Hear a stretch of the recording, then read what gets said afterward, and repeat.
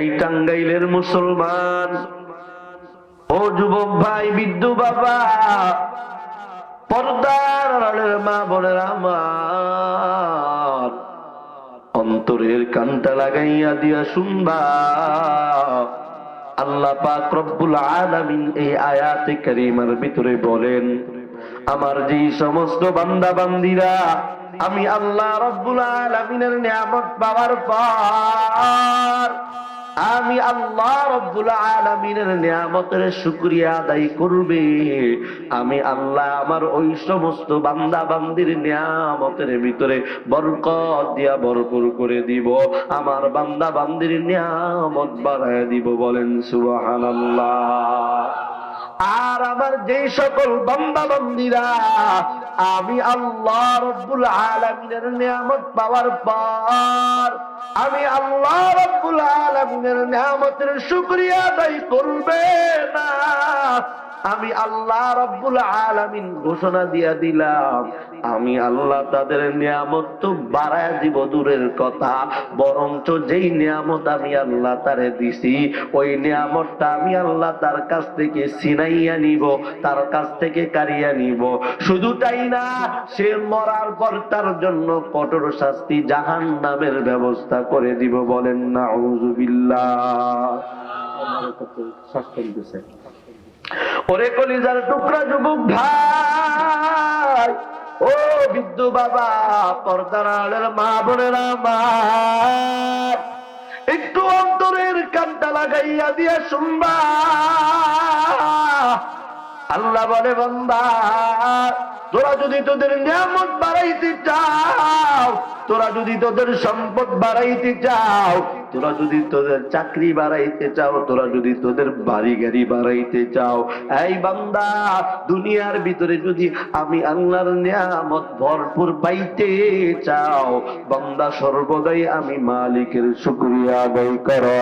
অন্যথায় যদি আমি মালিকের শুকরিয়া যদি নিয়ম অনুযায়ী আদায় করতে না পারো, এই গোলামেরা ভালো করিয়া শুনিয়া নাও, আমি আল্লাহ তোমাদের নিয়ামত ছিনাইয়া নিব, এমনকি মরার পর তোমাদের জন্য কঠোর শাস্তি জাহান্নামের ব্যবস্থা করে দিব। এরে টাঙ্গাইলের মুসলমান, ও যুবক ভাই, আজকে যারা আমার সামনে বসিয়া গেছো, তোমাদের কাছে আমার প্রশ্ন, আমরা যারা এখানে বসছি, আমরা কি আমাদের নিয়ামত বাড়াইতে চাই না কমাইতে চাই?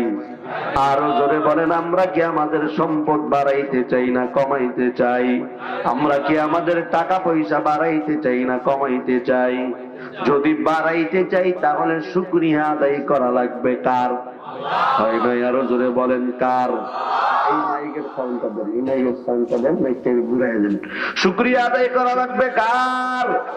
আরো জোরে বলেন, শুকরিয়া আদায় করা লাগবে কার? আল্লাহর শুকরিয়া যদি আদায় করতে পারো, আল্লাহ ডাক দিয়া বলেন, আমি আল্লাহ তোর নিয়ামত বাড়ায় দিব। আর যদি আমি আল্লাহর শুকরিয়া আদায় না করো, আমি আল্লাহ তোমার নিয়ামত কাড়িয়া নিব। এই বাঙালি মুসলমান, আজকে বাংলার জমিনের মুসলমান বড় চালাক, বাঙালি বড় চালাক, আল্লাহর নিয়ামতের শুকরিয়া আদায় করতে চায় না, কৃতজ্ঞতা আদায় করতে চায় না। বাঙালি খালি চায় ফাও ফাও। কথায় আছে, বাঙালি ফাও পাইলে আলকাতরাও খায়, ঠিক কিনা? আছে না নাই? এর মুসলমান, আল্লাহ বলছে তার শুকরিয়া আদায় করার জন্য। কেমন শুকরিয়া, কেমন শুকরিয়া? আল্লাহ বলে, গোলাম, কত মানুষের দিকে তাকাইয়া দেখো, বিয়া হয়ে গেছে 5 বছর 10 বছর হয়ে গেছে, সন্তান নাই, কিন্তু তুমি বাবা, তুমি মায়ের সন্তানের পর সন্তান পাচ্ছ। এই সন্তান নামক নিয়ামতটা যে আমি আল্লাহ তোমারে দিলাম, এই বান্দা তুমি আমি আল্লাহর কাছে শুকরিয়া আদায় করো। এই বান্দা, তোর সম্পদ নাই, আমি আল্লাহ তোরে যতটুকু দিলাম এই এতটুকু পাইয়াই আমি মাওলার শুকরিয়া আদায় করো, কৃতজ্ঞতা আদায় করো। ওই এলাকার মুসলমান ও যুবক ভাই, আজকের এই মাহফিলটা উত্তর লাউফুলা এলাকার মাহফিলটাও আমি মনে করি আমাদের জন্য নিয়ামত। কথা বলেন ঠিক কিনা? কারণ যদি এই এলাকার মানুষ চাইতো, যদি এই এলাকার মানুষরা চাইতো, তারা এইখানে একটা মাহফিল না দিয়া তারা এখানে একটা গানের ওরস দিতে পারতো কি পারতো না? জোরে বলেন, একটা গানের প্যান্ডেল দিতে পারতো কি পারতো না? কিন্তু না না, তারা গানের প্যান্ডেল দেয় নাই, বেহায়াপনা ওরস দেয় নাই, তারা দিছে ওলামাই কেরামদেরকে ডাক, তারা ওলামাই কেরামদেরকে ডেকে এনে এখানে কোরআনের মাহফিল, তাফসিরুল কোরআন মাহফিলের ওয়াজ মাহফিলের আয়োজন করছে। কথা বলেন ঠিক কিনা? এজন্য এই এলাকার মুসলমানের কপাল বড় ভালো, কারণ তারা আজকে এইখানে মাহফিল পাইছে, ওয়াজের প্যান্ডেল পাইছে। কিন্তু এমনও কিছু কপাল পুরা মানুষ যারা এত সুন্দর মাহফিলটা পাওয়ার পর মাহফিলে আসতে পারে নাই। যা দেখো, চায়ের দোকানে কেউ বা বাড়িতে আত্মীয় স্বজনদেরকে দিয়া, কেউ বা টিভির সামনে, কেউ বা বন্ধু বান্ধব নিয়ে আড্ডা দেয়, কিন্তু মাহফিলে আসার মতো তাদের কপাল হয় না। কথা বলেন ঠিক কিনা? বরঞ্চ কিছু কিছু মানুষ আছে বলে এত মাহফিল দিয়া কি লাভ, মানুষ তো একটাও হেদায়েত হয় না, এত ওয়াজ করিয়া কি লাভ, মানুষ তো একটাও হেদায়েত হয় না। এর টাঙ্গাইলের বাঙালি মুসলমান, আপনাদের কাছে আমার প্রশ্ন, বলেন তো হেদায়েতের মালিক কি আমি বক্তা?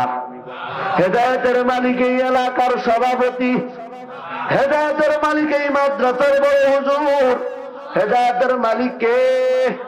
জোরে আওয়াজ করে বলো, হেদায়েতের মালিক কে?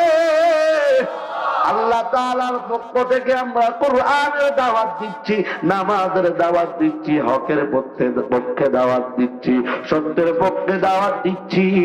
মালিক যদি কবুল করে, হেদায়েতের মালা যদি তোমার গলায় আল্লাহ দেয়, তাহলে তুমি হেদায়েত পাইবা।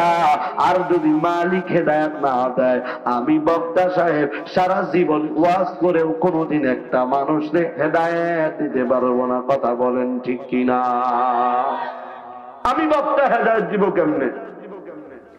আপনার আমার নবী রাহমাতুল লিল আলামিন, নবী যদি হেদায়েত দিতে পারতো, নবীও কিন্তু হেদায়েতের মালিক না। নবীর হাতেও হেদায়েত নাই, হেদায়েতের মালিক একমাত্র কে? নবী যদি হেদায়েতের মালিক হইতো, যদি নবী হেদায়েত দিত, তাহলে তো নবীর চাচা আবু তালেব বেঈমান হয়ে মরতে পারতো না। নবী হেদায়েতের মালা আবু তালেবের গলায় দিয়ে দিতে পারতো। কথা বলেন ঠিক কিনা? হেদায়েতের মালিক একমাত্র আল্লাহ। নবী উমরে যত দাওয়াত দিছে, তার চাইতে বেশি কালেমার দাওয়াত দিছে আবু জেহেল রে। কিন্তু আবু জেহেল রে বারবার নবী কালেমার দাওয়াত দিছে, দিনের দাওয়াত দিছে।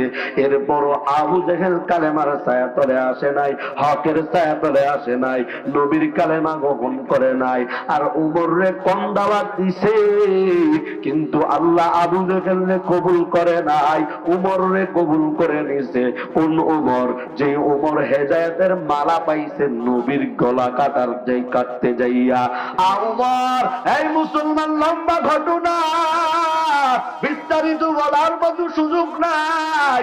মক্কার কাফের বেঈমানরা বৈঠকে বসিয়া গেছে, কে পারবা আব্দুল্লাহর পুত্র মুহাম্মদের গলা কাটা লাগবে, কাল্লা পালা দেওয়া লাগবে। তার জন্য মক্কার ভিতরে সবচেয়ে দামি পুরস্কার আছে।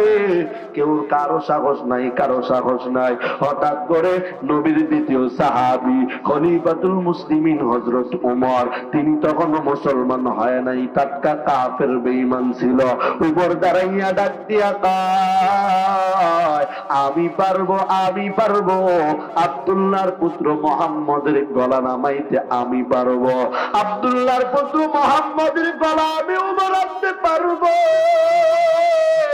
ও যুবক ভাই, ও বিদ্যু বাবারা, একটু ভালো করিয়া শুনো, হেদায়েতের মালিক কিন্তু নবী না, হেদায়েতের মালিক হলো একমাত্র কে?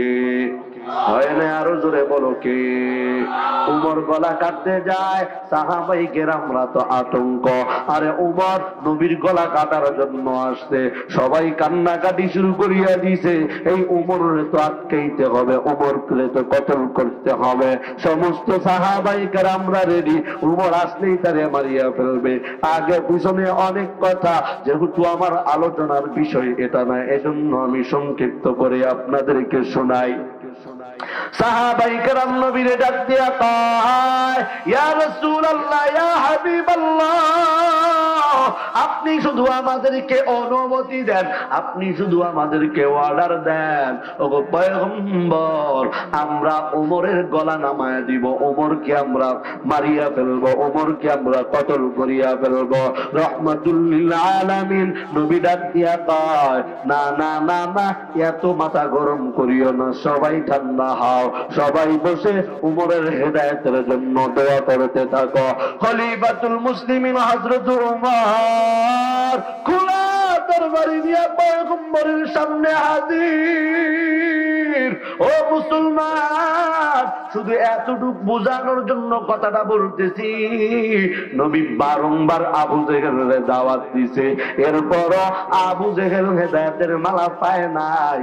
আর উমর এমন একজন মানুষ যে নবীর গলা কাটতে গেছে, কাল্লা নামাইতে গেছে, কাল্লা নামাইতে যাইয়া নবীর কাছে যাইয়া উমর নিজে পিছন পাক হয়ে গেছে, উমরের অন্তর ঘুরিয়া গেছে। খোলা তরবারি নবীর সামনে ফালাইয়া ডাক দিয়া কয়, ওগো আল্লাহর পয়গম্বর, আর দেরি করবেন না, আর দেরি করবেন না, আমি উমরে এখনই কালেমা পড়ায়া মুসলমান বানা দেন।